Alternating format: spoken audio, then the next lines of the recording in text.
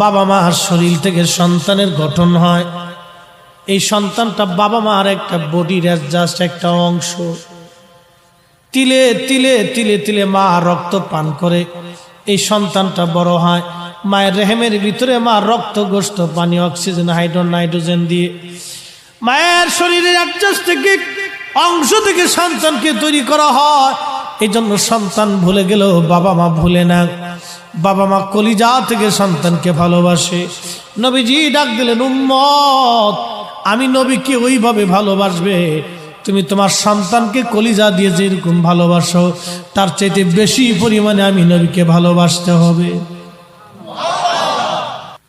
মুহতারাম উপস্থিতি, খুব মনোযোগ দিয়ে, একটা গাভী বাচ্চা হয়েছে।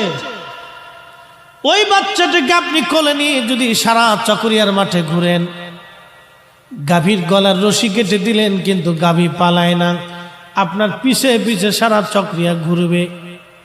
কেন ঘুরবে জানেননি? গাভীর কোলে, আপনার কোলে গাভীর বাচ্চাটা, একটা গাভীর কলিজার ভিতরে আল্লাহ সন্তান বাচ্চার প্রতি কতটা দরদ দিয়ে দিলে ওই গাভীটা আপনার পিছে পিছে দৌড়ায় চলে যায়। ও বন্ধু, মাঝে মধ্যে ডিসকভারি চ্যানেলগুলির মধ্যে দেখবেন একটা বনের হরিণ তার ছোট্ট বাচ্চাকে বাঁচানোর জন্য বাঘের সাথে লড়াই করে।